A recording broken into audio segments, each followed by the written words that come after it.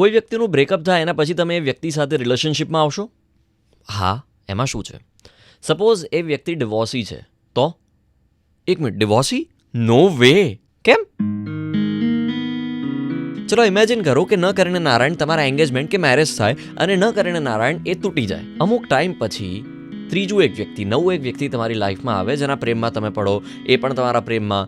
અમુક ટાઈમ પછી તમે કન્ફેસ કરો કે આપણે ઓફિશિયલ કરીએ એની પહેલાં મારે તને એક વાત કહેવી છે, અને તમે એને આ પાસ્ટવાળી વાત કહો અને તરત જ એ વ્યક્તિ તમને રિજેક્ટ કરી દે. ત્યારે કેવું ફીલ થાય?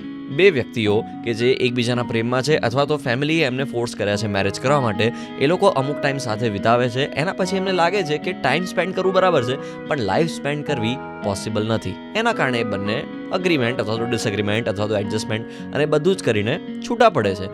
That's divorce. Sounds like breakup? Ya. બસ એમાં ફરક એટલો છે કે બોયફ્રેન્ડ ગર્લફ્રેન્ડના રિલેશનમાં ફેમિલી ઇન્વોલ્વ નથી હોતું, જ્યારે અહીંયા ફેમિલી ઇન્વોલ્વ છે, જેમાં અમુક મેમ્બર્સ એવા હોય છે કે જે 1000 રૂપિયાનું ખાઈને 100 રૂપિયાનો ચાંદલો કરે છે. એમને તમારા મેરેજથી કોઈ ફરક નથી પડતો. બસ તમારા એંગેજમેન્ટ કે આ મેરેજ તૂટ્યા એનાથી ફરક પડે છે કે હાય તને ખબર પડી આવું થયું. That's it. અને એ 3-4 લોકોના કારણે તમને સૌથી વધારે ફરક પડે છે. બોલો, વ્યક્તિનું વ્યક્તિત્વ મેટર કરે છે, તમારા પ્રત્યેનો પ્રેમ મેટર કરે છે, ન કે એનું પાસ્ટ. આ એક એવું પાસ્ટ કે જેમાં કદાચ જવાબદાર નહોતું, અને ધારો કે હોય તો પણ એ પાસ્ટ હતું. ડોન્ટ જજ anyone because of their past, કારણ કે એમાં માત્ર એ વ્યક્તિ ઇન્વોલ્વ નહોતું, એના સિવાય બીજા ઘણા બધા ફેક્ટર્સ હતા જેના વિશે તમને ખબર નથી. અત્યારે તમને એ ખબર છે કે એ વ્યક્તિ તમને પ્રેમ કરે છે અને એ ડરમાંથી બહાર નીકળવાની ડેરિંગ કરે છે.